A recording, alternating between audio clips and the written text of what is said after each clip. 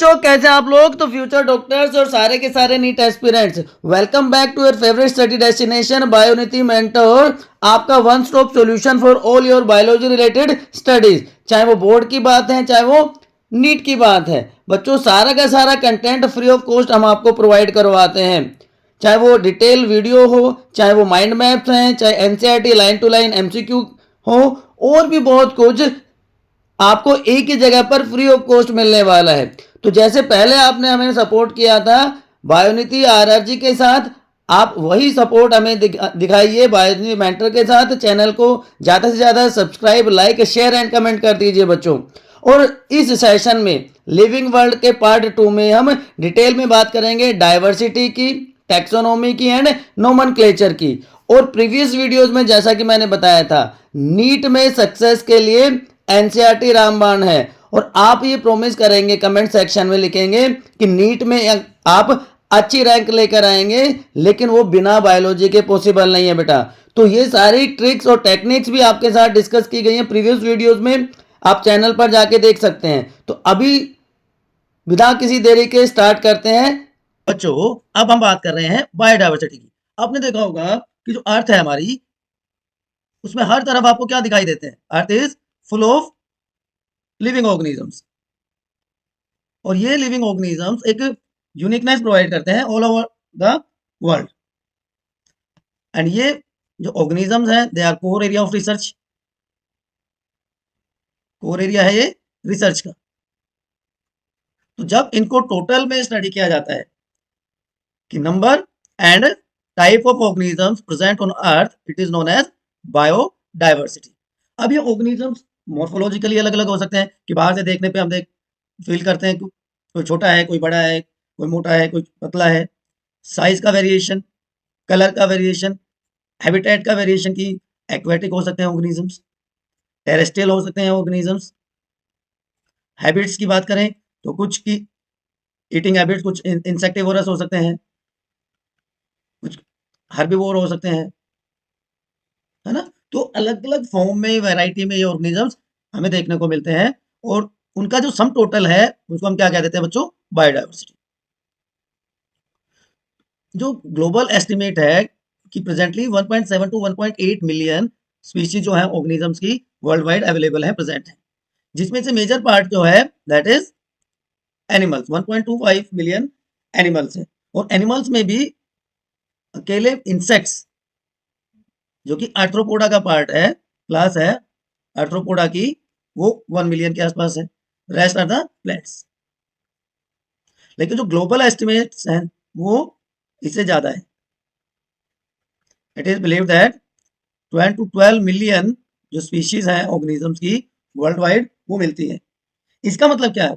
इसका मतलब ये है बच्चों कि बहुत सारी स्पीशीज तो अभी डिस्कवर ही नहीं हुई है। डिस्कवर का मतलब यहाँ पे क्या है कि उनको स्टडी ही नहीं किया गया है, उनके बारे में पता ही नहीं। देखिए कितना फैसिनेटिंग, कितना ब्यूटीफुल लगता है ना, वैरायटी ऑफ लिविंग ऑर्गेनिजम्स को जब हम देखते हैं। तो इनको स्टडी करना, इनको एक प्रॉपर वे में पढ़ना बहुत इंपॉर्टेंट हो जाता है। तो इसीलिए वर्ड आता है टैक्सोनॉमी, कि आइडेंटिफाई करना, नेम देना और क्लासिफाई करना ऑर्गेनिजम्स को, वो सारा क्या कहलाता है? टैक्सोनॉमी। अब मान लीजिए आपको कोई नया ऑर्गेनिज्म देखने को मिलता है, एक अननोन ऑर्गेनिज्म आपके आसपास आपको दिखाई देता है, तो आप क्या करेंगे? सबसे पहले उसको आइडेंटिफाई करने की कोशिश करेंगे। सबसे पहले इसका आइडेंटिफिकेशन करेंगे कि भाई ये किसके जैसा दिखता है। भाई ये तो बर्ड के जैसा है, बर्ड के जैसा भी है तो साइज कितना है? ये तो स्पैरो जितना है। उसका कलर कैसा है? बीक की शेप कैसी है ना। ऐसे कैरेक्टर्स के बेस पे आप उसको सबसे पहले आइडेंटिफाई करेंगे। आइडेंटिफाई जब हो जाएगा ऑर्गेनिज्म, हम एक कंक्लूजन पे जब आ जाएंगे तो हम क्या करेंगे? उसके बाद उसका नाम देंगे, नोमेनक्लेचर करेंगे कि ये तो भाई, सपोज करो बर्ड में भी हमें लगा ये स्पैरो है। तो सेकंड पार्ट क्या हो गया? नोमेनक्लेचर। एंड फाइनली उसकी क्लासिफिकेशन की जाती है। तो आइडेंटिफिकेशन, नोमेनक्लेचर एंड क्लासिफिकेशन, ये 3 स्टेप में ऑर्गेनिज्म को जब स्टडी किया जाता है तो वो क्या कहलाता है? टैक्सोनॉमी। Clear to everyone? तो जो टेक्सोनोमिकल स्टडीज है ऐसा नहीं है कि बिल्कुल नई चीज है, प्लेटो के टाइम से ये काम स्टार्ट हुआ। एरिस्टोटल, जिनको हम फादर ऑफ जोलॉजी कहते हैं, उन्होंने कंट्रीब्यूट किया। Theophrastus, father of botany, and Carolus Linnaeus, which is known as father of taxonomy, वहां तक ये कैरी ऑन हुआ। अब टेक्सोनोमिकल स्टडीज जो है वो अलग अलग पैरामीटर्स पे की जाती हैं। सबसे पहली बात कि एक्सटर्नल एंड इंटरनल स्ट्रक्चर, मतलब मोर्फोलॉजिकल एंड एनाटॉमिकल स्ट्रक्चर्स, इनके बेसिस पे हम इनको स्टडी कर सकते हैं। स्ट्रक्चर ऑफ द सेल, कि भाई प्रोकैरियोटिक है, यूकैरियोटिक है, यूनिसेलुलर है ऑर्गेनिज्म या मल्टी सेलुलर है, इनके बेसिस पे इनको स्टडी किया जा सकता है। डेवलपमेंटल प्रोसेसेस होती हैं उनकी, उनकी एम्ब्रियोलॉजिकल स्टडीज की जा सकती है। इकोलॉजिकल इंफॉर्मेशन, उनके हैबिटेट के बारे में, उनके हैबिट्स के बारे में, उसके बेसिस पे लिविंग ऑर्गेनिज्म को हम स्टडी कर सकते हैं। तो बेसिक कैरेक्टर जो बेसिक स्टेप्स जो होते हैं, बेसिक प्रोसेस जो होती है स्टडी करने की, ये बेटा इंपॉर्टेंट क्वेश्चन है, आया हुआ क्वेश्चन है नीट में, आपको ध्यान रखना है कि सबसे पहले होता है कैरेक्टराइजेशन। अभी हमने बात करी थी आइडेंटिफिकेशन की, क्लासिफिकेशन की, नोमेनक्लेचर की। उससे पहले हम क्या करते हैं, कैरेक्टराइजेशन, कि हम कोशिश करेंगे कि जो ऑर्गेनिज्म है उसके कैरेक्टर को समझे, कि देखने में कैसा लगता है, मोर्फोलॉजी, उसकी एनाटॉमी को समझने की कोशिश करें, उसका जो स्ट्रक्चर है उसको समझने की कोशिश करें कि भाई प्रोकैरियोटिक सेल है तो उसमें वेल डिफाइंड न्यूक्लियस नहीं होगा, या यूकैरियोटिक ऑर्गेनिज्म है। तो इस तरह के जो कैरेक्टरिस्टिक्स हैं उनको एक बार हम देखेंगे, तो वो हो गया कैरेक्टराइजेशन। उसके बाद आइडेंटिफिकेशन, कि करेक्ट डिस्क्रिप्शन पे हम पहुंच जाए, कि कंक्लूजन पे पहुंच जाए कि भाई ये प्लांट है तो प्लांट में एनुअल है, बाइनियल है, पेरिनियल प्लांट है, मोनोकोट है, डाइकोट है, तो उस तरह का आइडेंटिफिकेशन हम कर लें। और उसके बाद जो प्रेजेंट या एक्जिस्टिंग फॉर्म है ऑर्गेनिजम्स की, उनके साथ उसको कंपेयर करके उनकी सिमिलरिटीज और डिफरेंसेस के बेसिस पे उसको क्लासिफाई कर दे, एंड फाइनली उसको नामकरण कर दे, भाई ये इसका नाम है ना। तो साइंटिफिक नेमिंग कर दी जाती है ऑर्गेनिज्म की। तो कैरेक्टराइजेशन, आइडेंटिफिकेशन, क्लासिफिकेशन और नोमेनक्लेचर, ये चार बेसिक स्टेप है बच्चों टैक्सोनॉमी के या टैक्सोनॉमिकल स्टडीज की। ठीक है। अब अलग अलग साइंटिस्ट ने अलग अलग टाइम पे मेथोडोलॉजीज डेवलप की या सिस्टम्स डेवलप किए, जिससे ये टैक्सोनॉमिकल प्रोसेसेस को इजी कर दिया गया। तो जो सबसे पहला और हम कह सकते हैं सक्सेसफुल जो अटेम्प्ट था, it was given by Carolus Linnaeus, and it is known as binomial nomenclature, की process of assigning a standard name or scientific name to an organism is called nomenclature. Binomial, by का मतलब क्या होता है, by means to, ठीक है। तो दो पार्ट में ये प्रोसेस होती है। The name of species is made by using two words, the genus and species description. जो फर्स्ट पार्ट होता है किसी ऑर्गेनिज्म के नेम का, दैट इज जीनस नेम,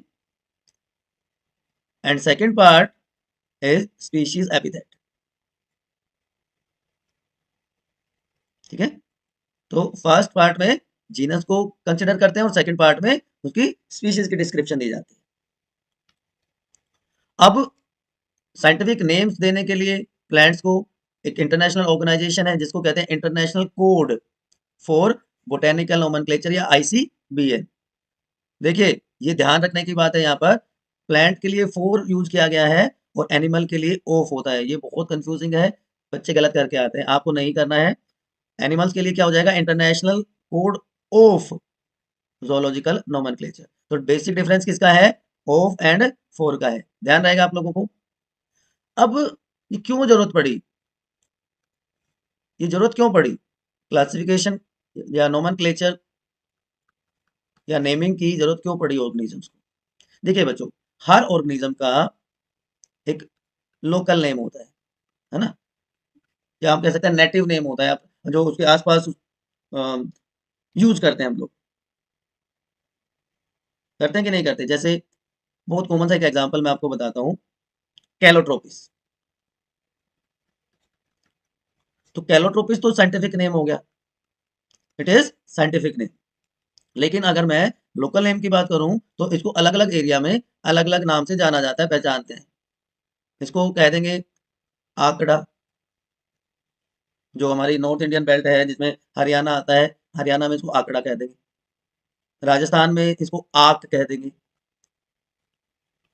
और अगर थोड़ा सा और आगे की तरफ चले जाएं, एमपी में इसको मदार कह देंगे, मध्य प्रदेश में इसको मदार कह देते हैं। तो एक ही प्लांट के अलग अलग एरिया में अलग अलग नाम है। ये तो मैंने सिर्फ एक कंट्री की बात करी, दुनिया में कितने सारे कंट्रीज हैं, वहां पे अलग अलग नाम होगा, है ना।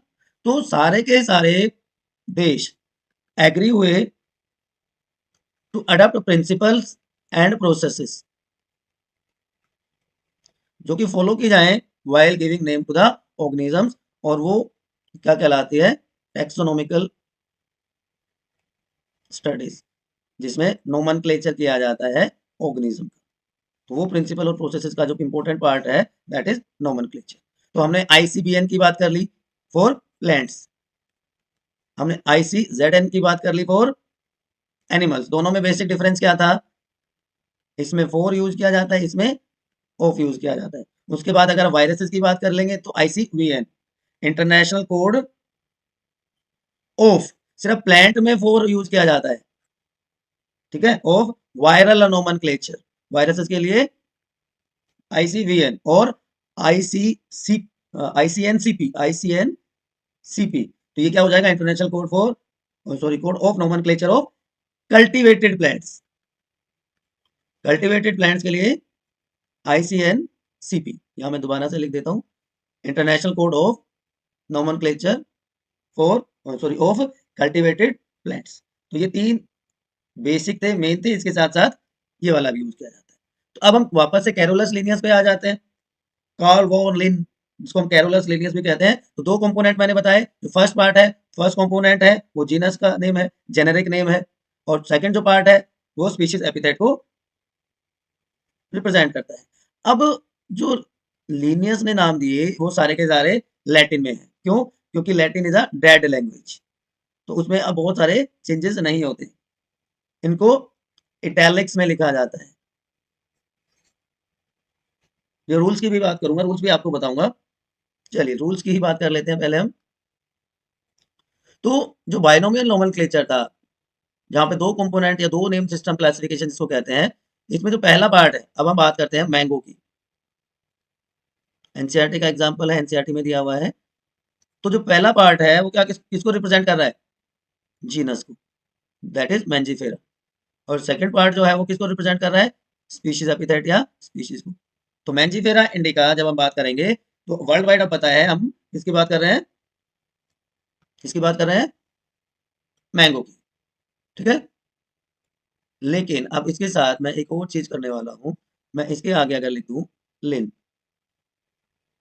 ठीक है, तो क्या होगा, चलिए इसलिए अब बात करते हैं रूल्स ऑफ बायनोमियल नोमेनक्लेचर। तो सबसे पहला रूल जो बच्चों होता है कि name of every organism has two parts, first part represents genus name and second part shows species epithet. ये पहला रूल हो गया। Second, genus name starts with capital letter, genus का जो नाम है वो कैपिटल लेटर से स्टार्ट होता है, एंड स्पीशीज नेम या बाकी का सारा जो पार्ट होता है वो स्मॉल लेटर्स में लिखा जाता है। ये सेकंड रूल हो गया इसका, ठीक है। तीसरा जो रूल होता है बच्चों कि genus and species name are written separately, उनके बीच में गैप होता है। चौथा, they are either written in italics और सेपरेटली अंडरलाइंड। ऐसा नहीं कि एक साथ उनको अंडरलाइन कर देंगे, अगर हम उसको लिखना चाहते हैं तो या तो इटैलिक्स में लिख देंगे या फिर सेपरेटली उनको अंडरलाइन कर देंगे। हैंड रिटन कर रहे हैं तो सेपरेटली अंडरलाइन करेंगे, और अगर टाइपिंग कर रहे हैं तो उसमें तो आपको पता ही ऑप्शन आता है, तो उसको इटैलिक्स में कर देंगे, है ना। तो ये रूल है। लेकिन जो लास्ट में मैंने लिखा है लिन, ये साइंटिस्ट का नेम लिखा जाता है।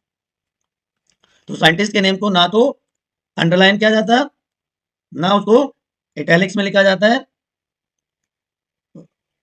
ये दोनों वर्ड के लिए याद रखना, ठीक है। तो बाइनोमियल नोमेनक्लेचर के रूल्स की हमने बात कर ली कि दो पार्ट में नाम लिखा जाता है, पहला part genus, second species. Genus name start with capital letter, बाकी सारे स्मॉल लेटर्स में होते हैं, दोनों को सेपरेटली लिखा जाता है, जीनस और स्पीशीज को। साइंटिस्ट का नेम स्पीशीज के नेम के बाद आएगा, उसको ना तो अंडरलाइन किया जाता है ना इटैलिक्स में लिखा जाता है।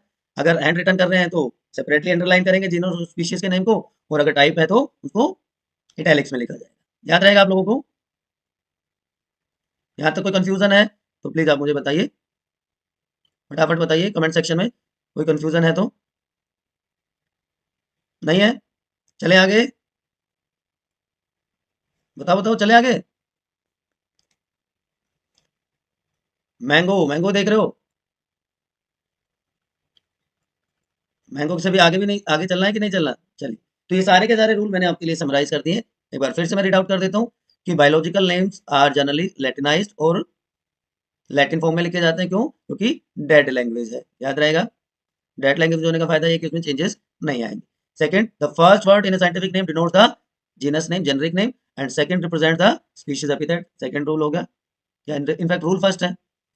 Generic name start with capital letter और specific name written as small letter. Mangifera indica की हमने बात कर ली अभी। Both the words in scientific name when hand written are separately underlined या फिर प्रिंट में इटैलिक्स में लिखेंगे। At the end of biological name after species epithet name of the author is written in abbreviated form. Linnaeus के लिए हमने लीन लिखा था, उसको ना तो अंडरलाइन करेंगे ना इटैलिक्स में लिखेंगे। ठीक है, तो ये रूल है बाइनोमियल नोमेनक्लेचर। अभी क्यों किया गया, व्हाई ऑल दिस? मैंने बताया था कैलोट्रोपिस के एग्जांपल से कि एक तो ये कंफ्यूजन को दूर कर देता है। साइंटिफिक नेम्स यूनिवर्सल हैं, वर्ल्ड वाइड यूज किए जाते हैं, तो इसलिए जो ये साइंटिफिक नेम्स हैं, चाहे आईसीबीएन के थ्रू, आईसीजेडएन के थ्रू, किसी के भी थ्रू भी हम यूज कर लेते हैं। उसके बाद टैक्सोनॉमी में वर्ड आता है टैक्सोन। अब टैक्सोनॉमी किसकी स्टडी हमें पता है? टैक्सोनॉमी स्टडी है, बताओ फटाफट, ऑलरेडी मैं बता चुका, आइडेंटिफिकेशन, क्लासिफिकेशन एंड नोमेनक्लेचर, है ना, इसकी स्टडी है। तो आइडेंटिफिकेशन कि क्या है ये ऑर्गेनिज्म, नोमन सॉरी क्लासिफिकेशन की प्री डिफाइंड कैटेगरीज के बेसिस पे उसको अलग कर देना, एंड नोमेनक्लेचर में नाम देना, जो कि दो पार्ट में होता है, जीनस एंड स्पीशीज। तो ये सारी स्टडी क्या होती है बच्चों? टैक्सोन होती है, ठीक है ना, सॉरी टैक्सोनॉमी होती है। तो टैक्सोनॉमी की जो यूनिट है जिसके बेसिस पे उनको अरेंज किया जाता है वो क्या कहलाता है? टैक्सोन। प्लूरल में उसको टैक्सा कह देंगे, सिंगुलर में उसको टैक्सा कह देंगे। तो they are units use in science of classification और टैक्सोनॉमी। ये अरेंज होते हैं हायरार्की में, kingdom, phylum, class, order, family, genus and species. ये सिस्टमेटिक अरेंजमेंट होता है। तो each group is known as a taxa, sorry अगर प्लूरल सिंगुलर की बात कर रहे हैं तो टैक्सोन, ठीक है। तो टैक्सोनॉमी, टैक्सोनॉमी क्या करती है? ये कैरेक्टराइज करेगी, आइडेंटिफाई करेगी, क्लासिफिकेशन करेगी, नोमेनक्लेचर करेगी। और आजकल इसमें एक और वर्ड हमने यूज कर दिया है कि इन सब के अलावा कैरेक्टराइजेशन भी है इसमें। इसके अलावा ये क्या करती है? इट एस्टैब्लिश इवोल्यूशनरी रिलेशनशिप, जिसको हम फाइलोजेनिक कहते हैं, फाइलोजेनिक रिलेशनशिप भी, कि एंसेस्टर के साथ उसका कंपैरिजन किया जाता है। तो अब जब ये कर दिया गया है कि टैक्सोनॉमी को हमने किसके साथ जोड़ दिया? फाइलोजेनिक के साथ, इवोल्यूशनरी स्टडीज के साथ जब जोड़ दिया, now it is known as systematics. अब इसके लिए क्या वर्ड यूज किया गया है? सिस्टेमैटिक्स। तो systematics is taxonomy plus evolutionary relationship, इन दोनों की जो कंबाइंड स्टडी है उसको क्या कहा जाता है? सिस्टेमैटिक्स। और जो सिस्टेमैटिक्स का कंसेप्ट है, सबसे पहले बच्चों, सिस्टेमैटिक्स का कंसेप्ट सबसे पहले दिया, ये भी लीनियस ने ही दिया। लीनियस ने क्या कहा कि सिस्टम या सिस्टमेटिक अरेंजमेंट है ऑर्गेनिजम्स का। तो लीनियस ने बुक लिखी थी, ये भी दोनों बुक्स इंपॉर्टेंट है, आपको ध्यान रखनी है। Systema Naturae and second book is Species Plantarum, Species Plantarum. ये दो बुक लिखी इसने, कैरोलस लीनियस ने, ठीक है। यहाँ तो कोई कंफ्यूजन है किसी बच्चे को तो प्लीज बताइए मुझे। नहीं है कोई कंफ्यूजन? पक्का? चलें आगे। चलिए, तो ये देखिए, ये जो टैक्सा का अरेंजमेंट है, टैक्सोन का जो अरेंजमेंट है, कि कहाँ से शुरू किया था मैंने? Kingdom, phylum, class, order, family, genus and species. ठीक है, तो जो हाईएस्ट यूनिट है टैक्सोनॉमिक अरेंजमेंट की, that is known as kingdom, और जो स्मॉलेस्ट यूनिट है क्लासिफिकेशन की, उसको हम क्या कहते हैं, स्पीशीज। तो जिसमें मैक्सिमम कॉमन कैरेक्टर्स हो, जो आपस में सक्सेसफुली रिप्रोड्यूस कर सकें, ऑफस्प्रिंग्स प्रोड्यूस कर सकें, वो क्या कहलाएंगे, member of a species. Mangifera indica, indica इसमें स्पीशीज है। ग्रुप ऑफ स्पीशीज जिसमें जो सिमिलरिटीज है वो होंगी, that is known as genus. Example is Panthera. अब पैंथेरा में देखिए तीन चीजें आ जाती है, Panthera pardus, Panthera tigris, Panthera tigris and Panthera leo. तो panther, tiger and lion, genus तीनों का सेम है पैंथेरा, लेकिन स्पीशीज तीनों की अलग अलग है। तो group of species is known as genus. उसके बाद क्लोज रिलेटेड जेनरा मिलके क्या बना देंगे, close related genera forms family. जैसे जीनस है सोलेनम, पिटोनिया, दतूरा, तीनों जीनस अलग अलग हैं लेकिन उनकी फैमिली क्या है, Solanaceae. Group of families having some common characters makes the order. अब ये कन्वोलेसी, सोलेनेसी, ये दोनों फैमिली किसके अंडर आ जाती है, पॉलीमोनियल्स की। इसी तरह क्लास, बहुत सारे ऑर्डर्स, प्राइमेटा, कार्निवोरा, किसमें आ गए, क्लास मेमेलिया। अलग अलग क्लासेस जिसमें, ये देखिए आप, जैसे जैसे हम ऊपर की तरफ जाएंगे कॉमन कैरेक्टर्स कम होते चले जाएंगे। Class Mammalia, Pisces, amphibian, reptilia, सारे कोर डेटा में आ गए। उसके बाद हाईएस्ट में होगा किंगडम एनिमिलिया, सारे के सारे एनिमल, किंगडम प्लेंटिस में सारे के सारे प्लांट्स, फंजाई एंड सो। तो जब हम टेक्सोनॉमिकल कैटेगरीज में ऊपर से नीचे की तरफ आते हैं बच्चों, ऊपर से नीचे की तरफ आते हैं तो कॉम्प्लेक्सिटी कम होती है, कॉम्प्लेक्सिटी डिक्रीजेस, लेकिन जो कॉमन कैरेक्टर्स हैं वो इंक्रीज होंगे, कॉमन कैरेक्टर्स इंक्रीज या सिमिलरिटीज इंक्रीज होती है। तो member of A species have maximum common characters, जबकि किंगडम के केस में लीस्ट कॉमन कैरेक्टर्स होते हैं। ठीक है ना, kingdom highly complex, species simplest. अब ह्यूमन बींग्स का एक बार हम देख लेते हैं टैक्सोनॉमी, छोटे से शुरू करते हैं। नाम क्या है साइंटिफिकली ह्यूमन बींग्स को क्या कहते हैं, होमो सेपियंस। तो स्पीशीज क्या हो गई, सेपियंस हो गई, जीनस क्या हो गया, होमो। तो इन दो में तो कोई कंफ्यूजन नहीं है ना। फैमिली, फैमिली क्या होती है, होमिनिडी। एक और इंपॉर्टेंट बात बता देता हूं आपको यहाँ पे, AE, family name ends with AE.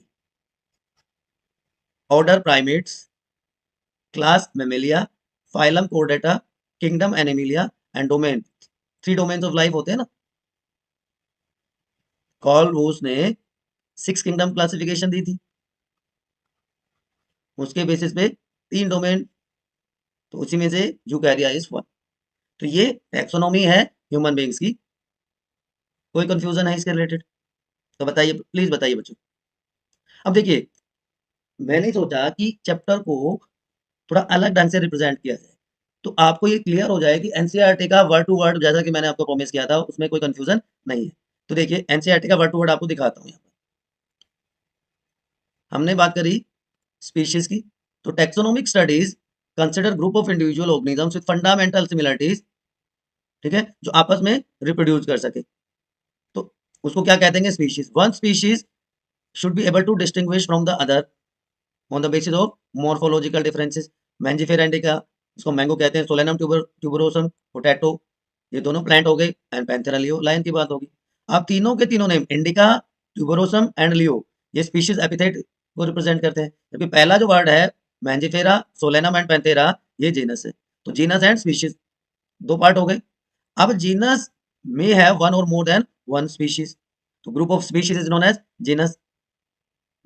Panthera का एग्जांपल हमने देखा था, ठीक है ना। इसी तरह सोलेनम में सोलेनम नेग्रम एंड मेलेनो मेलोनोजेना आ जाते हैं। ह्यूमन बींग्स का होमोसेपियंस हमने एग्जाम्पल देखा अभी। उसके बाद genus group of related species with more characters in common in comparison to others, ये पैंथर का एग्जाम्पल यहाँ पे हो गया। Pardus, leo and tigris with several common features. उसके बाद आ जाता है family, group of related genera, number जो है सिमिलरिटीज की कॉमन कैरेक्टरिस्टिक्स वो धीरे धीरे कम होते चले जाएंगे। हमने इसमें भी वही एग्जांपल लिया था जो एनसीईआरटी में दिया हुआ है, सोलेनम, पिटूनिया एंड धतूरा। फैमिली कौन सी होगी? सोलेनेसी। ऑर्डर में assemblies of families, few similar characters. कन्वोलेसी, Solanaceae किसमें? पोलिनोमोनेल्स में हमने देख लिया था, फ्लोरल कैरेक्टर्स के बेसिस पे। उसके बाद क्लास थी, अगला टैक्सोन, रिलेटेड ऑर्डर्स। प्राइमेटा में मंकी, गोरिल्ला और गिबोन आ जाते हैं, ये सारे के सारे मैमल्स में रख देते हैं। तो आप देख रहे हो एनसीईआरटी का एक एक वर्ड हमने डिस्कस कर लिया है। Phylum based on common characters like presence of notochord and dorsal hollow nerve cord, तो ये सारे के सारे फाइलम कोड डेटा में आ गए। और हाईएस्ट किंगडम। तो अभी भी अगर आपको कोई कंफ्यूजन है तो आप प्लीज मुझे बताइए। इसके बाद हम थोड़ा सा और कुछ एडवांस बातें करेंगे, लेकिन तब तक आप मुझे इन चीजों की क्लैरिटी देंगे कि इससे रिलेटेड कोई कंफ्यूजन, कोई समस्या आप लोगों के दिमाग में नहीं है। नीट में किस तरह के क्वेश्चंस आते हैं मैं उसका भी आपको आइडिया दूंगा। ये तीनों के तीनों, ये बल्कि चारों के चारों, क्योंकि ह्यूमन बींग्स का मैंने बता दिया था, मैं इसलिए इसको इंक्लूड नहीं कर रहा हूं। ये चारों के चारों आपको क्रिस्टल क्लियर होने चाहिए, इसमें कोई इफ बट ना हो। Wheat, Triticum aestivum biological name हो गया तो आधा काम तो यही हो गया, जीनस ये हो गया, स्पीशीज ये होगी। एनसीईआरटी का है ये सारा का सारा। फैमिली पोएसी मोनोकोट्स में आते हैं, एंजियोस्पर्म्स में आते हैं। ह्यूमन बींग्स का ऑलरेडी मैंने बता दिया, फैमिली होमिनिडी है, ऑर्डर प्राइमेटा है, क्लास मैमेलिया, फाइलम कोर्डेटा है। ये चारों के चारों आपको एकदम क्रिस्टल क्लियर होने चाहिए बच्चों, इनके ऊपर क्वेश्चंस पूछे जाते हैं। कैसे क्वेश्चन पूछे जाते हैं देखिए। आईसीबीएन स्टैंड्स फॉर, मैंने क्या कहा था, सिर्फ प्लांट के केस में एक वर्ड आता है, बाकी सब में दूसरा आता है, ठीक है। इसके केस में क्या आता है? ऑफ, बाकी सब में फोर, ठीक है। Nomenclature is governed by certain universal rules which one of the following is contrary to the rules of nomenclature, कि कौन सा उसमें contradiction cause करता है। तो देखिए, first word genus name and second species epithet, ठीक है। नेम लैटिन से डिराइव किए गए, इटैलिक में लेके जाते हैं, बिल्कुल ठीक बात है। When it they are hand written, underline करते हैं और प्रिंटिंग में इटैलिक्स में लिखेंगे। ये नहीं, ये गलत है, ये गलत बात है, तो ये ऑप्शन गलत है, तो आंसर क्या हो जाएगा? डी ऑप्शन, ठीक है ना। Select the correctly written scientific name of mango described by Linnaeus. अब 90% बच्चे क्या करेंगे, अरे बड़ा इजी क्वेश्चन आ गया, बड़ा इजी क्वेश्चन आ गया, मैंजीफेरा इंडिका कर देंगे तड़ाक से, है ना। कुछ थोड़ा और दिमाग लगाएंगे, अरे साइंटिस्ट का नाम भी लिखा होता है, तो क्या करेंगे, कार्लिन, ये कर देंगे। दोनों गलत हो गए, क्योंकि साइंटिस्ट का नाम एब्रिवेटेड फॉर्म में लिखा जाता है। तो ऑप्शन क्या आएगा? मैंजीफेरा इंडिका लिन। अब आप ये मत सोचो कैपिटल है, ये ऐसे है, ऐसे लिखा हुआ है। तो genus, species epithet and name of author. अब कुछ समझ आया? कुछ चीजें समझ आ रही है, पल्ले पड़ रहा है, इंटरेस्ट आ रहा है? नए नए बच्चे आए हैं 11th क्लास में, फ्यूचर डॉक्टर्स हैं, नीट एस्पिरेंट्स हैं, तो ये मेरी मोरल रेस्पॉन्सिबिलिटी बनती है बच्चों कि एक एक चीज आपको क्रिस्टल क्लियर हो। तो पहले पार्ट में हमने बात कर ली थी बेसिक्स की, है ना। अब सेकंड पार्ट में हमने बात करी टैक्सोनॉमी की, सिस्टमेटिक्स क्या होता है। एक वर्ड और आएगा अगर आप थोड़ा सा पढ़ेंगे, और आप ये मत सोचना मैंने आपको बताया नहीं है, क्लैडिस्टिक्स आपको बताऊंगा, कुछ और चीजें टैक्सोनॉमी से रिलेटेड डिटेल में बताऊंगा। बट बेटा हमेशा याद रखना, सिंपल से कॉम्प्लेक्सिटी की तरफ हम जाते हैं ना, तो चीजें ज्यादा अच्छे से समझ में आती है। आप अभी नए नए हैं, अगर आपको ओवरबर्डन कर दिया जाएगा तो आप सोचोगे कि अरे ये तो पता नहीं बहुत बड़ी चीज है, नीट तो मतलब बहुत डिफिकल्ट सा टास्क आपको फील होगा। ऐसा नहीं है, बिल्कुल सिस्टमेटिक आप चलेंगे, आप इजिली चीजों को अचीव कर पाएंगे। मेरे प्रीवियस ईयर स्टूडेंट्स के एक्सपीरियंसेस आपके साथ शेयर करूंगा, बताऊंगा कि कैसे उसने नीट में 360 आउट ऑफ 360 मार्क्स स्कोर किए, एंड आप फील करोगे कि हम भी कर पाएंगे। तो बहुत बड़े बड़े नामों के साथ नहीं जाना, सो कॉल्ड कि भाई उसने जो बता दिया वही सब कुछ है। आपके लिए एनसीईआरटी ही सब कुछ है, लेकिन एनसीईआरटी को कैसे पढ़ना है उसका तरीका मैं बताऊंगा, कि आपको ऑलरेडी मैंने बताया कि कैसे एनसीईआरटी में चीजें डिस्कस की जाती है, ठीक है बच्चों। आपको बताया था कि नीट क्रैक करने का फॉर्मूला क्या है, पूरा का पूरा स्टडी प्लान, पूरा का पूरा रोड मैप एज सच आपके साथ डिस्कस किया गया है। तो चैनल पर जाकर आप ये वाली वीडियो देख सकते हैं जहाँ पे नीट 2027 और 28 के एस्पिरेंट्स के लिए डिटेल प्लान आपके साथ डिस्कस कर दिया गया है। तो अब थर्ड पार्ट में हम बातें करेंगे कुछ डिटेल्स टैक्सोनॉमी की। और अगर आप चैनल पर नए हैं तो पहला पार्ट लिविंग वर्ल्ड का आप चैनल की प्लेलिस्ट में जाकर देख सकते हैं।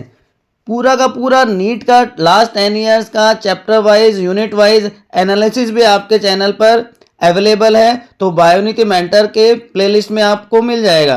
इसके साथ साथ और भी बहुत कुछ आने वाला है। बस फटाफट चैनल को सब्सक्राइब करके लाइक शेयर कमेंट कर दीजिए बच्चों और जुड़े रहिए हमारे साथ। Keep studying, good luck, see you soon.